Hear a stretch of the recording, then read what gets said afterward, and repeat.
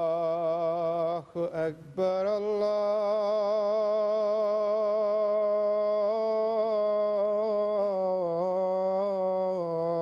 الله أكبر الله الله أكبر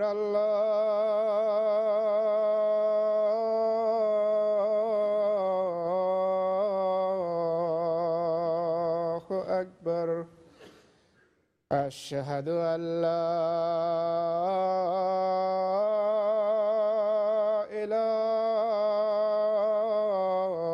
إله إلا الله أشهد أن لا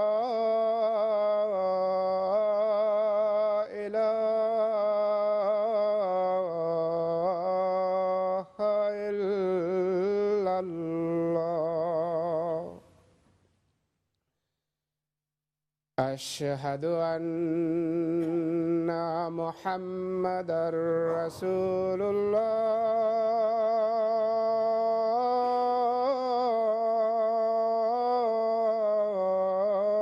الله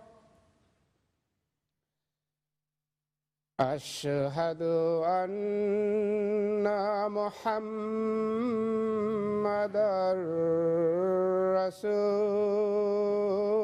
رسول الله حي على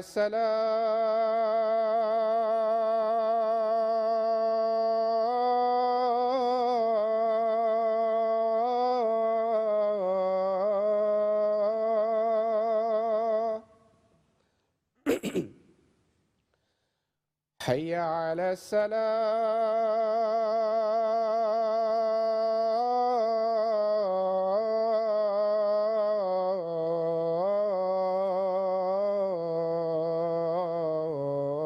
السلام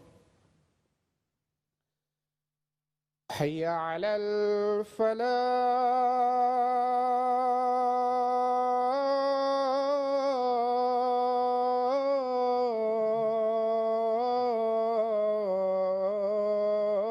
الفلاح حي على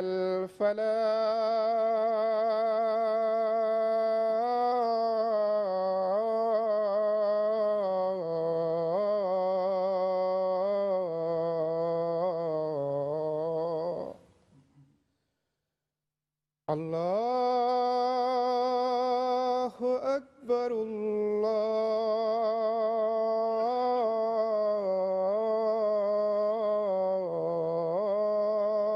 الله أكبر لا إله إلا الله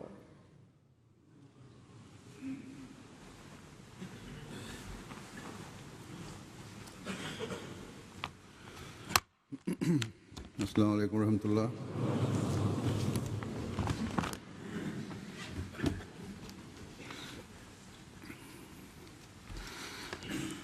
أشهد أن لا إله إلا الله وحده لا شريك له وأشهد أن محمدًا عبده ورسوله أما بعد فأعوذ بالله من الشيطان الرجيم بسم الله الرحمن الرحيم الحمد لله رب العالمين الرحمن الرحيم مالك يوم الدين إياك نعبد وإياك نستعين اهدنا الصراط المستقيم صراط الذين أنعمت عليهم غير المغضوب عليهم ولا الضالين.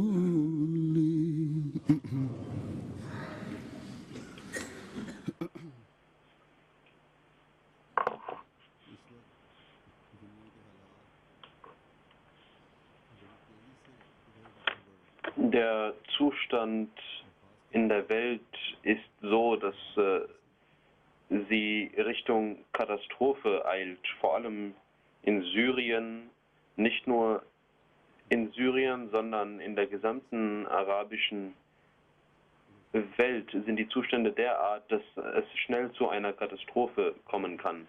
Wenn in dem Krieg in Syrien externe Kräfte sich einmischen und sich beteiligen, dann wird nicht nur die arabische Welt, sondern viele asiatische Länder werden großen Schaden erleiden. Diese Sache verstehen weder die arabischen Länder noch andere Länder noch die großen Mächte, dass dieser Krieg nicht auf Syrien alleine beschränkt sein wird, sondern dass dies ein Vorreiter eines Weltkriegs sein kann. Deswegen sollten die Ahmadis, die den heiligen Propheten Muhammad sallallahu alaihi wasallam, den wahren Liebenden des heiligen Propheten kennen, die ihn erkannt haben, die ihren Meister, den heiligen Propheten Muhammad sallallahu alaihi wasallam, dienen, ihm gehorchen und die ganze Welt zu Gott einladen möchten und Frieden auf der Welt schaffen. Und der verheißene Messias kam, um Frieden auf der Welt zu schaffen. Wir Ahmadis, die seiner Jamaat angehören, sollten, um die Welt vor der Katastrophe zu bewahren, sehr stark auf unsere Gebete achten.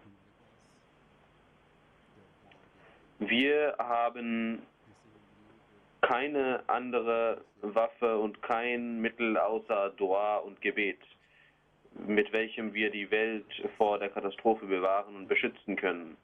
Was äußeren Schutz angeht, können wir mit der Welt und mit den großen Mächten nur sie dazu ermahnen, und das tun wir auch. Die wenigen äußeren Dinge, die wir tun können, die tun wir. Wir sprechen mit Politikern. Die Politiker und die Regierungen der Welt haben, soweit es ging, habe ich gewarnt und tue das immer noch. Und diese Botschaft haben die Mitglieder der Jamaat zusammen mit mir in der ganzen Welt getragen. Diese Führer und Politiker bekennen äußerst enthusiastisch, dass unsere Botschaft, dass meine Botschaft eine Botschaft ist, die sehr wichtig für diese Zeit ist, und wir unterstützen sie dabei. Doch wenn es um praktische Unterstützung geht, dann verschieben sich die Interessen der Mächte. Aber wie ich sagte, das sind äußere Versuche, die unternommen werden. Die eigentliche Waffe für jede Arbeit, die wir haben, für die Segnungen Gottes, ist das Dua. Dafür sollten die Ahmadis in dieser Situation und in diesen Zuständen sollten die Ahmadis auf diese Waffe zurückgreifen. Für die Menschheit im Allgemeinen und für die Gemeinschaft des heiligen Propheten Muhammad sallallahu alaihi wasallam im Besonderen sollten wir beten. Hazrat Muslim Maud radiallahu ta'ala anhu.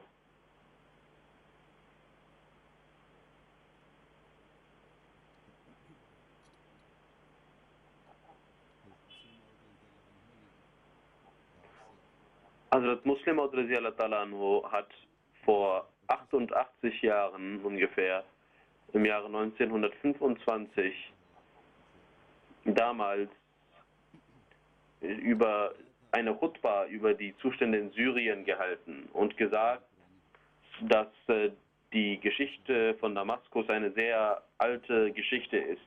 Auch vor dem Islam war diese Stadt ein Zentrum für viele Religionen und Kulturen und hatte eine besondere Bedeutung gehabt.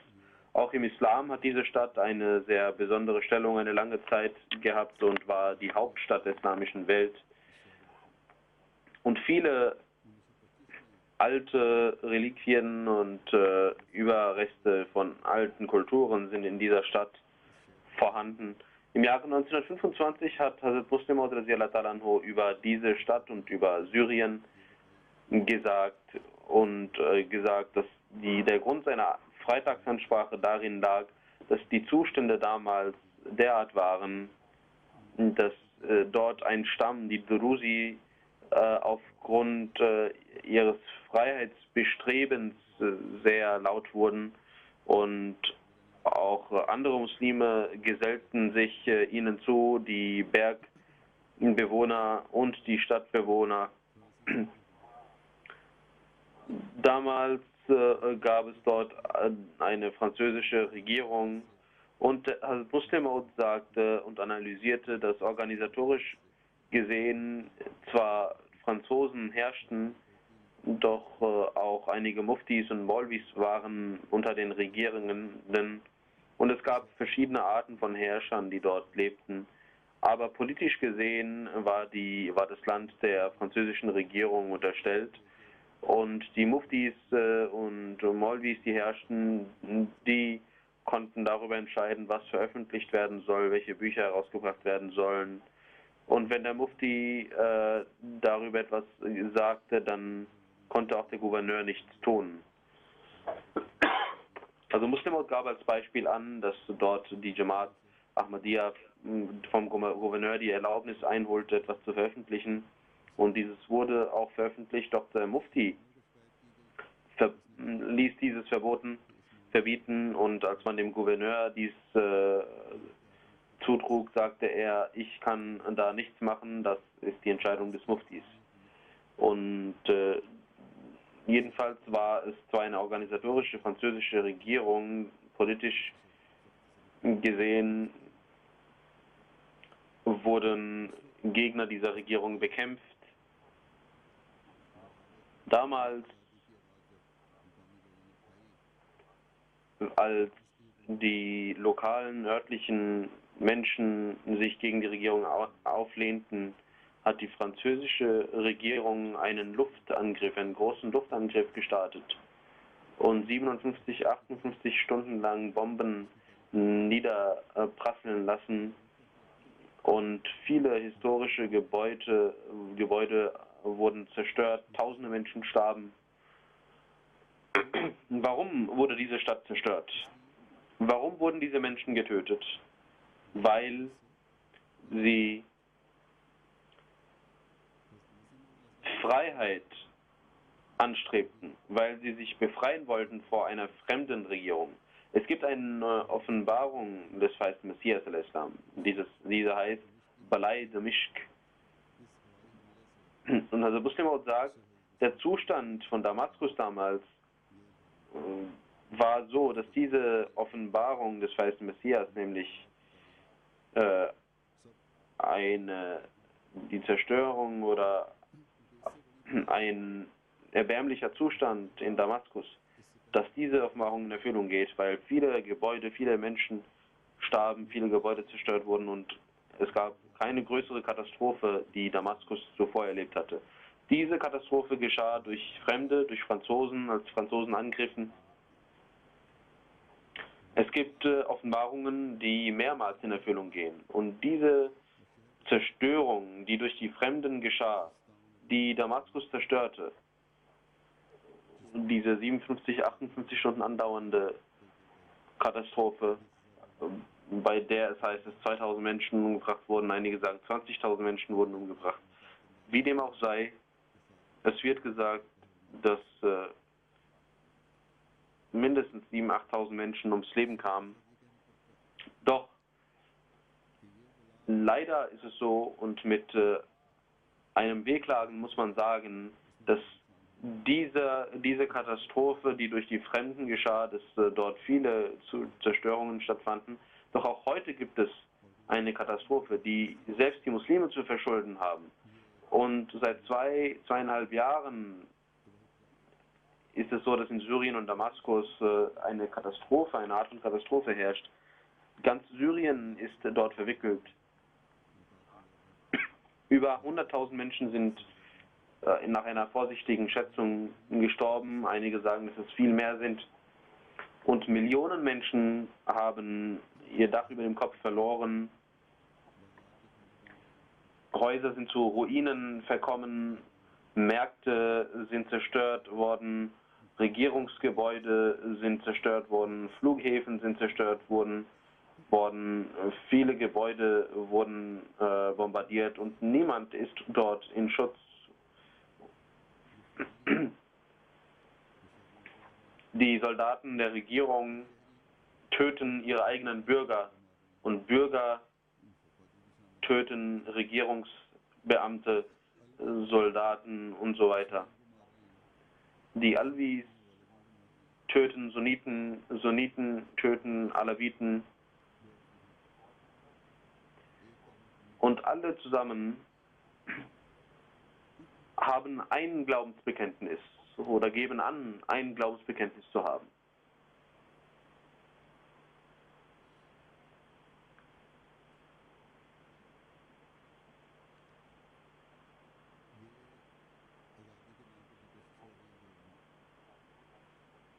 Diese Bestrebungen im Namen der Freiheit, die die Gegner der Regierungen tun, und ein Großteil von ihnen sind Sunniten,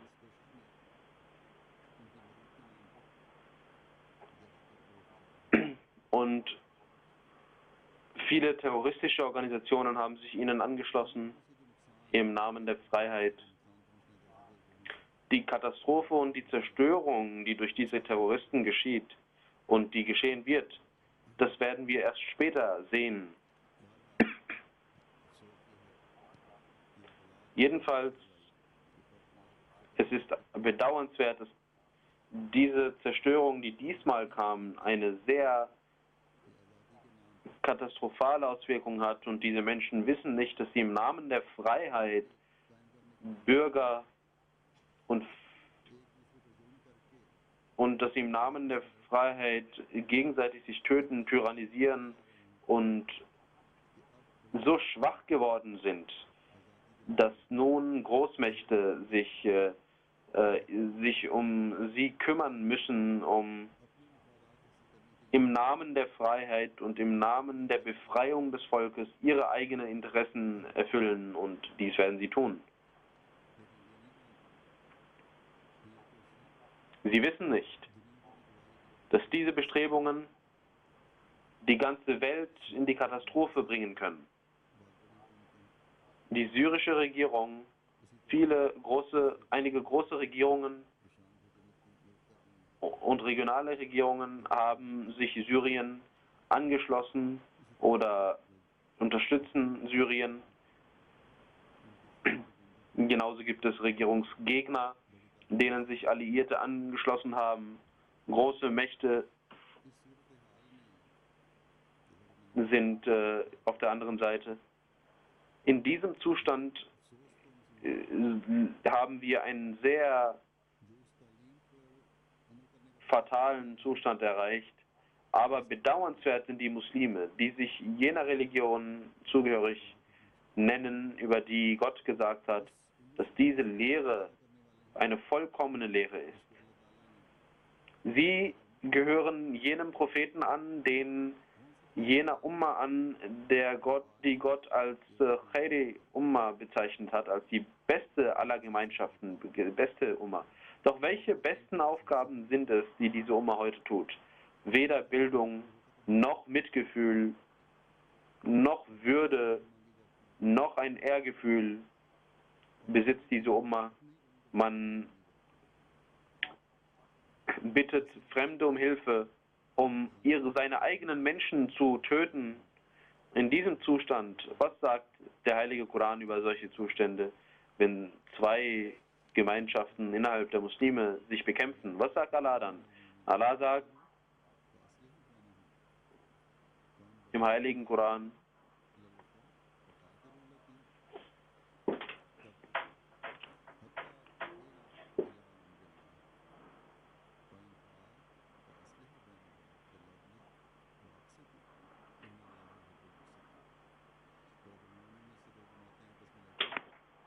die Übersetzung lautet, wenn sich unter den Gläubigen zwei Gruppen bekämpfen, so schaffe Frieden unter ihnen.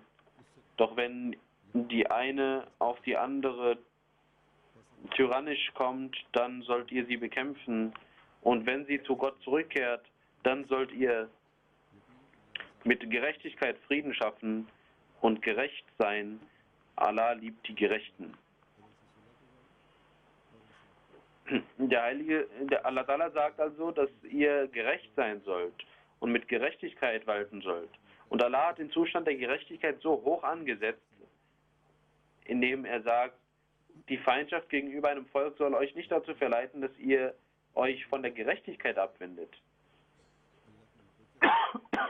Anstatt weltliche Dinge anzustreben, sollt ihr die Liebe Allahs anstreben. Und dann ist es die Aufgabe der Muslime, auch unter ihnen Gerechtigkeit walten zu lassen und auch mit den Fremden gerecht zu sein. Allah sagt im Heiligen Koran, وَأَقْرَبُ لِلتَّقْوَى, das ist nah an Taqwa, an Rechtschaffenheit. Und ein Muslim hat von Allah das Gebot erhalten, er soll nach Taqwa streben. Es ist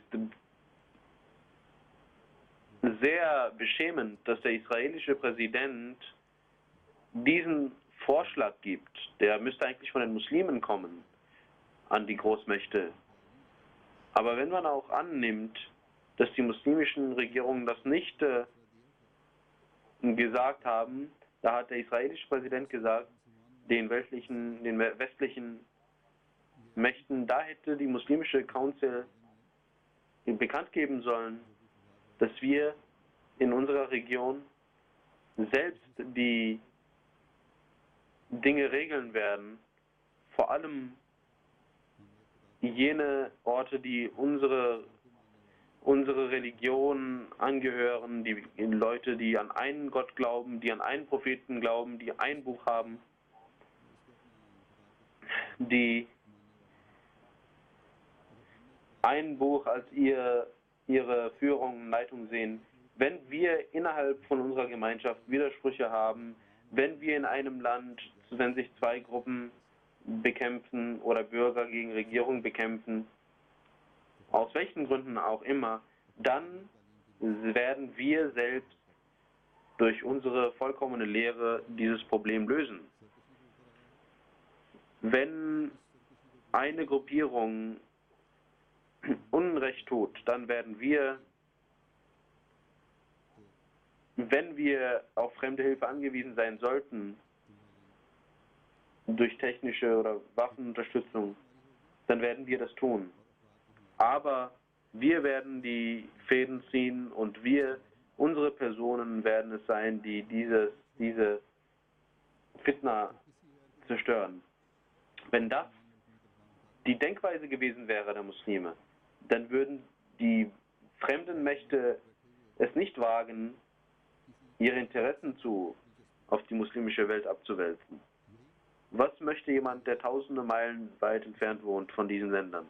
Entweder möchte er die Schätze dieses Landes haben oder er möchte seine großen feindlichen Mächte stellvertretend besiegen und solche Länder, arme Länder in seinen Einfluss nehmen, in denen diese Dinge kommen, diese Dinge herrschen. Jedenfalls ist das die Schwäche der muslimischen Länder und sie haben ihre Lehre vergessen. Und deswegen trauen sich die Fremde, dass Regierungen bekannt geben, auch wenn die UNO uns nicht gestattet, auch dann werden wir Syrien angreifen, das ist unser Recht. Das sagen sie. Und das ist eine kindische Erklärung, die sie gegeben haben, dass die UNO nicht unsere Außenpolitik diktieren kann. Hier geht es überhaupt nicht um Außenpolitik. Wenn die Feindschaft so groß wird, dass Tücher auf Augen kommen dann und dass Augen abgedeckt bleiben, dann reden die Menschen so, als ob sie unwissend und dumm wären. Ihr seid tausende Meilen weit entfernt. Ihr habt überhaupt nichts mit diesem Problem zu tun. Wenn ihr etwas damit zu tun habt, oder wenn jemand was damit zu tun hat, dann die Vereinten Nationen. Und die den Vereinten Nationen angehören, die die Charta unterschrieben haben. Sonst habt ihr mit keinem fremden Land etwas zu tun. Wenn Unfrieden in einem Land herrscht, dann habt ihr nicht euch einzumischen. Was hat es mit der Außenpolitik zu tun? Ich habe diese Logik nicht verstanden. Das ist nur ein Vorwand, um seine Macht auszubauen und seine Macht zu demonstrieren. So kann kein Weltfrieden geschaffen werden. Um Weltfrieden zu schaffen, muss man gerecht sein. Und um gerecht zu sein, gibt es keine andere Lehre als die des Islam, die schöne Lehre des Islam, die sagt, keine Feindschaft eines anderen Volkes soll euch von Gerechtigkeit wegführen. Ich habe das mehrmals den großen Führern der Welt gesagt, dass dies die Grundlage für Frieden ist. Dieser Vers, den ich rezitiert habe, dieser ist ein Garant für Frieden. Wenn die Vereinten Nationen auf dieser Grundlage Gerechtigkeit walten lassen würden, dann kann man von wahrer Gerechtigkeit sprechen. Das sollten alle Länder zusammen versuchen. Es kann nicht sein, dass jemand Vetorechte hat und andere nicht. Kein Land, das ist keine Frage der Außenpolitik eines Landes. Wenn ein Land sagt, dass wir in Syrien Frieden schaffen wollen und nicht Bodentruppen schicken werden, sondern aus der Luft bombardieren werden. Das heißt, diese Stadt und dieses Land werden wir zu einer Ruine machen, wie wir es schon mal gemacht hatten. Wir werden Unschuldige töten, wir werden Kinder töten, wir werden Frauen töten. Genauso wie es in Irak und Libyen geschah. Was haben sie dort erreicht? Ruinen, Zerstörung des Weltfriedens, Zerstörung des Friedens bis heute. Allah hat selbst in diesen Völkern auch Gegenstimmen gegeben.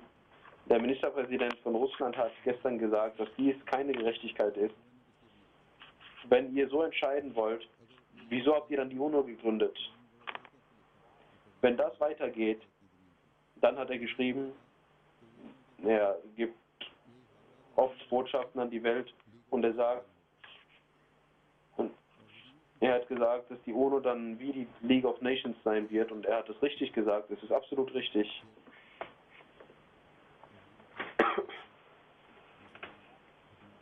Dann wurde die ägyptische Regierung entfernt, weil man sagte, die Rechte der Bürger würden nicht eingehalten werden und die Regierung würde die eigenen Bürger töten. Das ist richtig. dass die Regierung falsch gehandelt hat. Aber nachdem in Ägypten die Regierung gestürzt wurde und eine neue Regierung kam, die neue Regierung war ebenfalls eine Regierung des Extremismus, des Fanatismus. Dann haben die großen Mächte sich Sorgen gemacht, was nun geschehen soll. In Amerika, USA hat ein Journalist einer großen Zeitung geschrieben oder die Frage aufgeworfen, welche Möglichkeiten des Friedens gibt es denn nun in Ägypten? Und ich hatte ihm geantwortet, ihr habt euren Einfluss dort versucht zu stärken und habt die Regierung gestürzt, aber ihr selbst habt einen Fehler gemacht. Und die Leute, die gekommen sind, sind weder euch friedlich zugesellt, noch dem Volk. Der Großteil des Volkes ist gegen sie. Und das ist ein Feuer, das lodert. Und ihr werdet sehen, sagte ich, dass nach einigen Monaten genauso Blut vergossen werden wird wie früher. Doch dieses Blut wurde viel früher vergossen, als ich es mir dachte. Schauen Sie sich die letzten Tage in Ägypten an.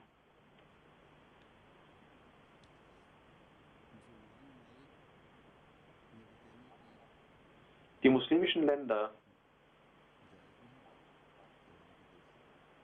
die Unruhe, die in den muslimischen Ländern herrscht, die kann gerechtfertigt sein, doch wenn die Großmächte sich einmischen, dann wird sich so der Streit und der Unfrieden verbreiten. Ich hatte vor einiger Zeit gesagt, dass die Großmächte im Namen des Friedens sich öffentlich und verborgen einmischen werden und das wird zu einer Katastrophe für die Muslime führen, das wird die Muslime zerstören. Diese Mächte werden ihre eigenen Interessen haben und genau das, schauen Sie, genau das ist geschehen.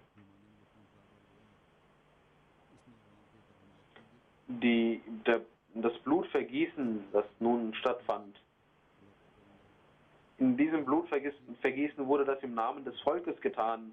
Man wollte dem Volk sozusagen helfen. Doch als diese neue Regierung kam und noch mehr Blutvergießen praktizierte, hat niemand sie unterstützt. Das ist ein Widerspruch und das ist eine Heuchelei. Jedenfalls müssen auch die muslimischen Länder jetzt Würde zeigen und die Interessen der muslimischen Umma umsetzen, anstatt ihre eigenen egoistischen Ziele umzusetzen. Dann werden sie Taqwa erlangen. Sowohl die Regierenden als auch das Volk. Das wird geschehen,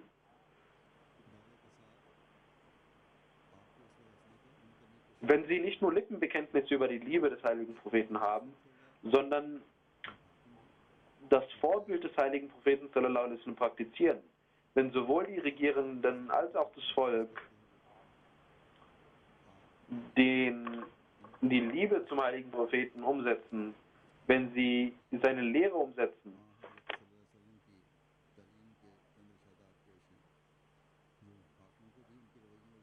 ich möchte einige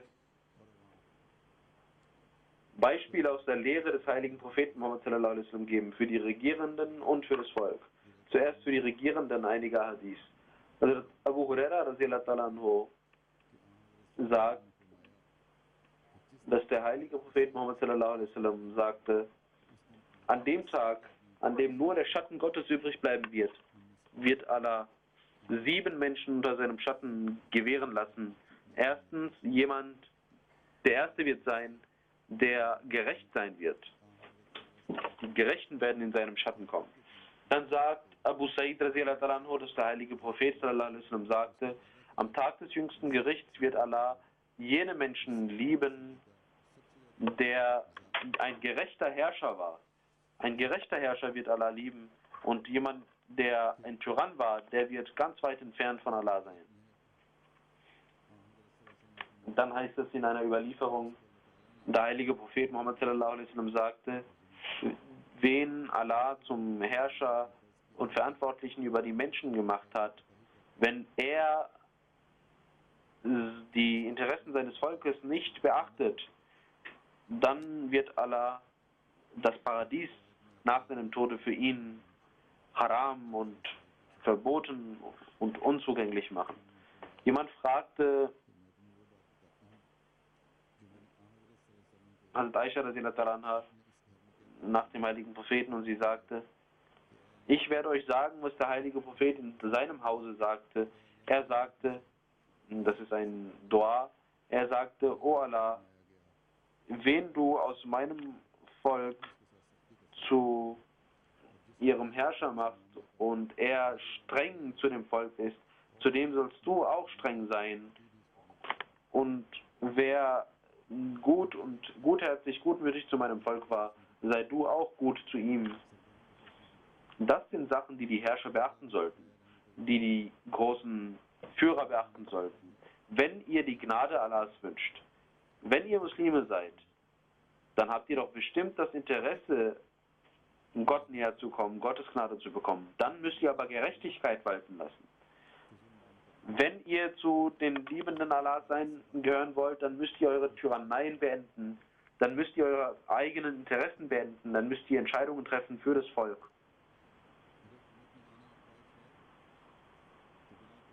Wenn ihr ins Paradies einzutreten wünscht, dann müsst ihr ohne zu unterscheiden Gutes für das Volk tun. Sonst, hat der heilige Prophet sallallahu alaihi wasallam gesagt, ist die Hölle eure Stätte. Und in diesem letzten Hadith das ist ein Gebet, O Allah, du sollst einem harten Herrscher hart ihm gegenüber sein und einem guten und warmen Herrscher sollst du auch mit Gutmütigkeit begegnen. Das sollte eigentlich jeden Herrscher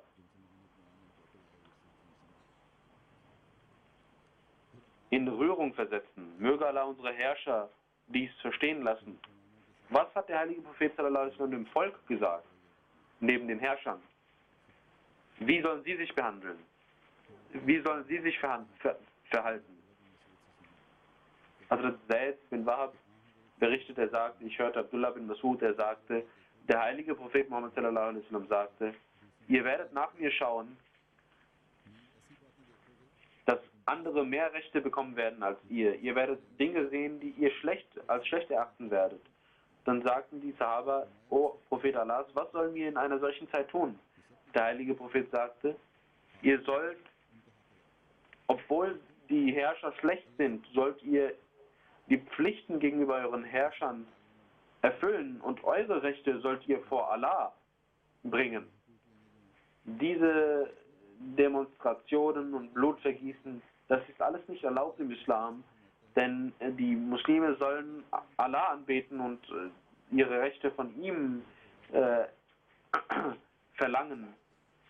Dann heißt es in einer Überlieferung, ein Gefährte sagte zum heiligen Propheten sallallahu alaihi wasallam, O Prophet Allah, wenn solche Herrscher über uns herrschen, die uns nicht unsere Rechte geben, sondern nur auf ihre eigenen Rechte schauen, was sollen wir dann machen? Auch mich fragen einige Ahmadis aus arabischen Ländern, was sie machen sollen. Der heilige Prophet sallallahu alaihi wasallam antwortete zunächst nicht. Er stellte 2- und 3-mal die Frage. Dann brachte Aschas bin Qais diesen Menschen zurück und wollte ihn ruhig stellen. Doch der heilige Prophet, weil dem heiligen Propheten diese Frage nicht gefiel. Doch dann sagte der heilige Prophet Muhammad sallallahu alaihi wasallam, bei einem solchen Zustand sollt ihr euren Herrschern gehorchen. Die Verantwortung, die ihnen gegeben wurde, sie werden selbst nach dieser Verantwortung gefragt werden und ihr werdet nach eurer Verantwortung gefragt werden.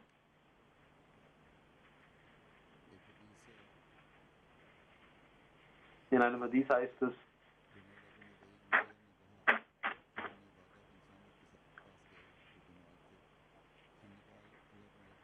wir gingen zu Ubadah bin Samit und er sagte,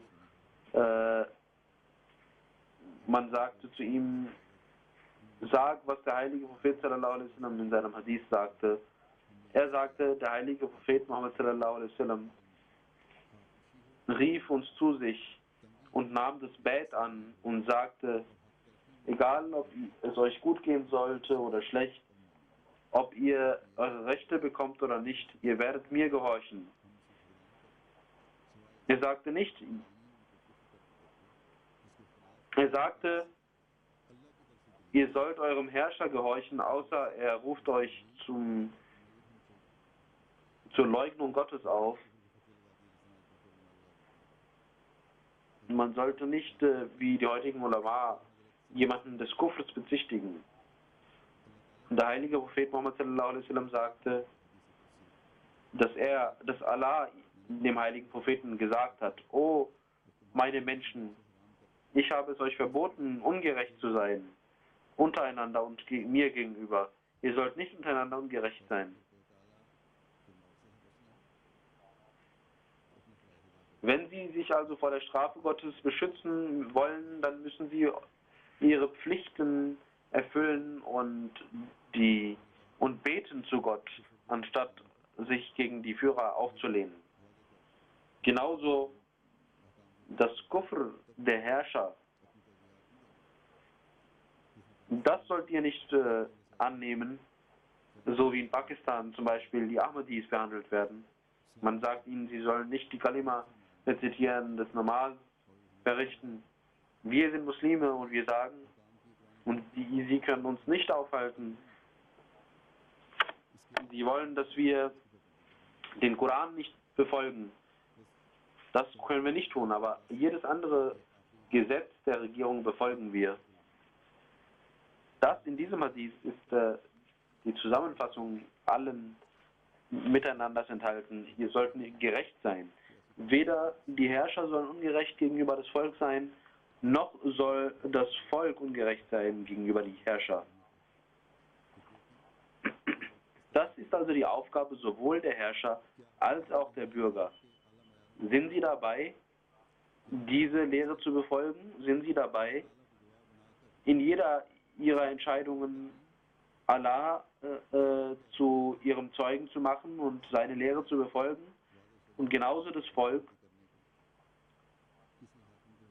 Sind sie dabei, außer wenn die Herrscher sie zu Unglauben aufrufen, sind sie dabei, ihnen zu gehorchen?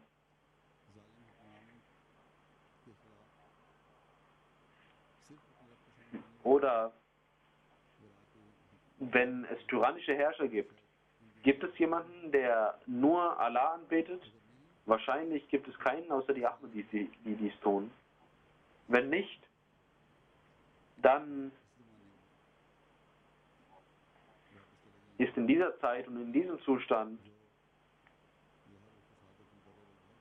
dann werden wir in einem solchen Zustand zurückkehren, in welchem Unfrieden und Fitna herrschen wird. Und das war der Zustand, der auf die Muslime kommen musste. Gemäß den Prophezeiungen des heiligen Propheten sallallahu alaihi wasallam, gemäß dem heiligen Koran, zur Zeit des verheißenen Messias waren diese Zeiten vorhergesehen. Sowohl das Volk, das muslimische Volk, als auch die Regierenden müssen beachten, wenn sie Unfrieden entfernen wollen, dann müssen sie jenen Menschen suchen, der von Gott gekommen ist, den Allah geschickt hat.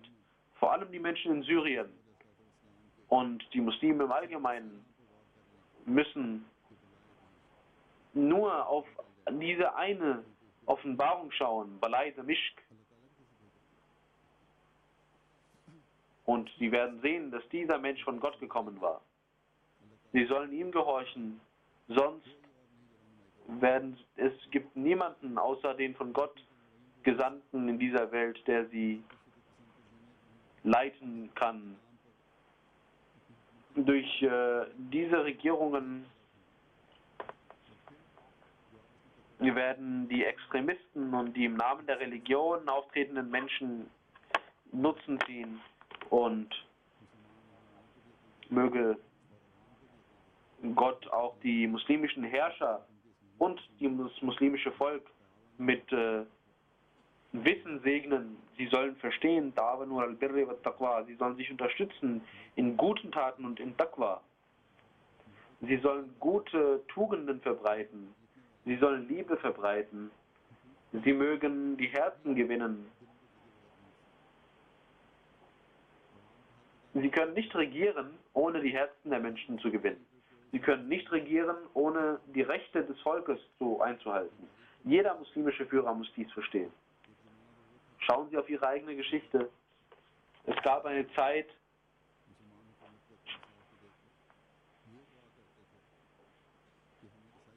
bei der christliche Bürger beteten, wir möchten eine muslimische Regierung haben, weil sie gerecht ist. Und schauen Sie heute, dass selbst Muslimen gegenüber tyrannisch sind, sich töten.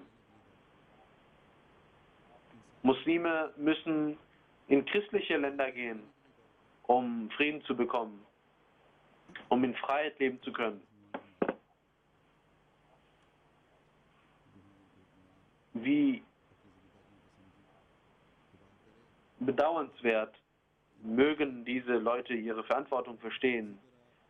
Möge es so sein, möge Gott es so leiten, dass unsere Botschaft an diese Menschen ankommt, an dieses Volk ankommt und an diese Führer ankommt. Diese Botschaft, die ich eben gegeben habe, die ich auch zuvor durch mehrere Kanäle versucht habe zu geben.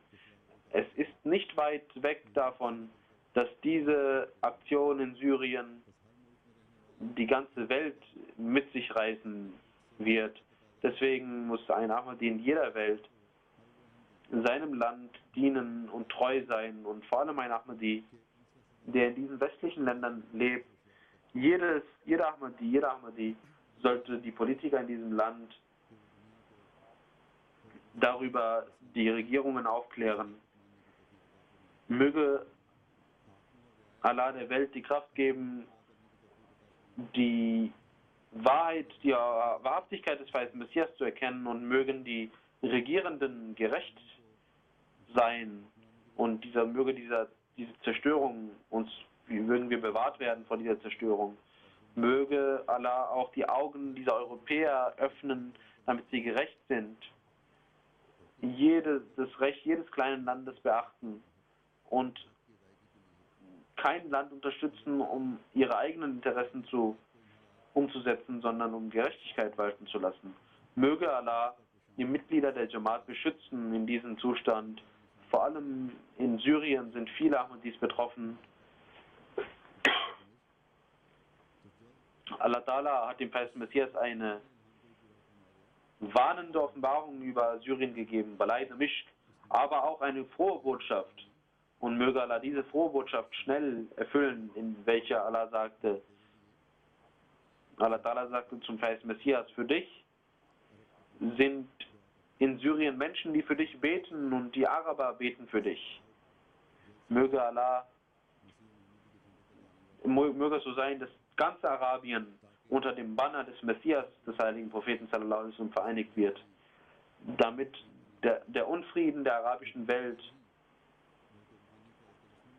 dass dieser sogenannte arabische Frühling, der so genannt wird, mögen schnell die Araber für den verheißten Messias beten, sich dem verheißten Messias anschließen und mit dem verheißten Messias die Botschaft der Liebe und des Friedens in der ganzen Welt verbreiten.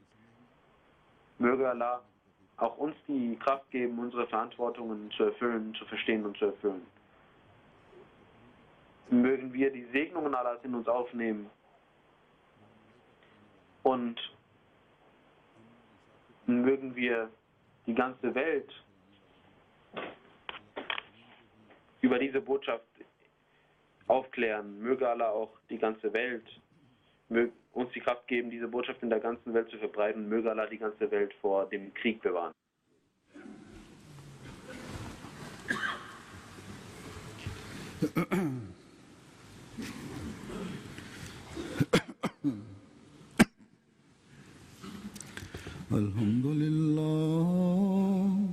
Alhamdulillah, nahmaduhu wa nasta'in ونستعينه ونستغفره ونؤمن به ونتوكل عليه ونعوذ بالله من شرور أنفسنا ومن سيئات أعمالنا من يهده الله فلا مضل له ومن يضلل فلا هادي له ونشهد أن لا إله إلا الله ونشهد أن محمدا عبده ورسوله عباد الله رحمكم الله إن الله يأمر بالعدل والإحسان وإيتاء ذي القربى